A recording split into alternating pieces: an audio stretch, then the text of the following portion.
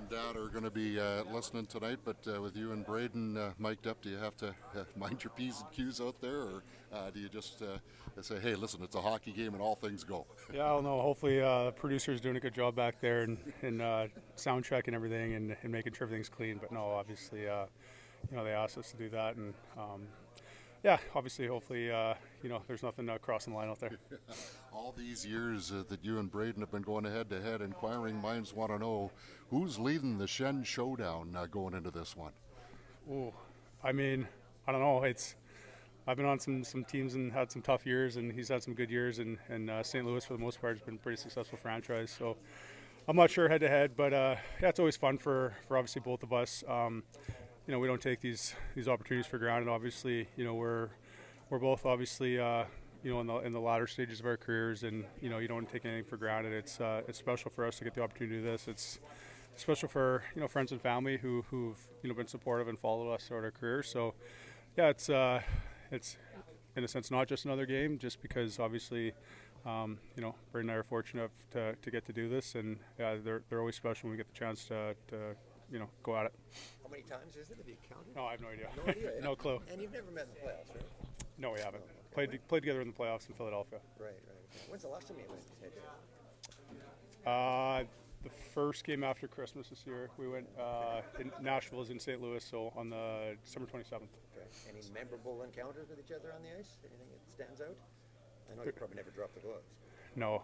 There's a couple ones. I mean, yeah, a couple. Not too proud of it. We tell this story. Well, he got back a couple years ago. I was playing in Vancouver, and obviously he's with St. Louis. I was in the penalty kill. He's on the power play, and he just come back from having some broken ribs, and I was in the corner and wasn't really thinking, and gave him a little whack right above the pants, and ended up stinging him again and getting him pretty good. And I was after the game, I was waiting for him to come outside the dressing room, and they were going on a back-to-back to Calgary, and he wasn't coming out, and I asked the trainer where he was, and he was getting another x-ray, and it was all my fault.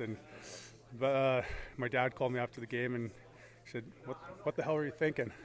and I said I wasn't. So that's pretty much that's the one that, like I said, you're not going out there, you're trying to compete. Obviously he's a forward, I'm a defenseman. You got to be hard on each other, but you never want to obviously injure your brother. Has it been kid gloves ever since, or no? Do you try to just pretend it's not him?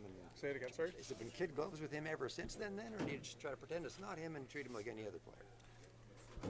I mean, yes and no. I mean, obviously he's not just any other player; he's my brother. So, no, we're each other's biggest supporters, and always have pushed each other. And at the same time, I think why we've been able to have I guess some longevity and have a long career and go through ups and downs is because of one another. I think I've really relied on and leaned on him when I've struggled throughout my career and had some tough moments where it feels like down and out, and he's the guy that's always been in my corner, and had some good long chats. And at the same time too, we're not afraid to be honest with each other and give yourselves each other a little kick in the butt too, and be real with each other and be honest. So I think it's been a good dynamic and relationship that way. And like I said, we pretty much talk every day during the season, and off season train together and skate together and that sort of thing. So yeah, it's I think it goes hand in hand with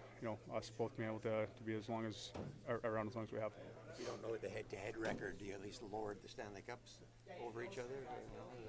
No, you know what? I obviously Brayden got the chance to win it in St. Louis. I think it was 2019, and I couldn't have been more proud as an older brother. Obviously, him getting the chance to do that, before me, and I went to game 5, 6, 7 against Boston, was there game 7, and got the chance to get on the ice, with him and celebrate with him and my family in the Blues, and it's pretty special, to see your younger brother get the chance to do that and realize his dream. And superstitious or not, I didn't touch it, and went through the whole celebration and party with him, and never did. And then fortunate enough to win it the next couple of years myself. So no one's keeping track. I just as far as an older brother, I couldn't have been more proud. And for us to have our names on it, beside each other, it's it's more than you could ever dream of. So Luke, aside from the W, for your respective teams, what are the criteria for who gets bragging rights between you, considering that you play different positions and like he's on the attack and you're defending? There's no bragging, right? I mean, it's just obviously, like I said, I'm the most biased older brother in the entire world, but I think he's doing a very good job of being the leader behind that team. Obviously, being the captain there, it's been a big transition for the last couple of years for the Blues. They've brought in a ton of young talent, and they've got some good veteran guys. And I'm allowed to be biased because I'm his older brother, but I think he's done a very good job of leading that team. And obviously they're on a heck of a run right now, and it's going to be a fun one tonight. Obviously, there's a handful of games left here, and standings are so tight. We're both fighting for different positionings and playoffs, and it's not so much bragging rights. It's just we're just going to be competing and trying to help our team. The way their year's gone, look familiar? Look familiar the way their year's going?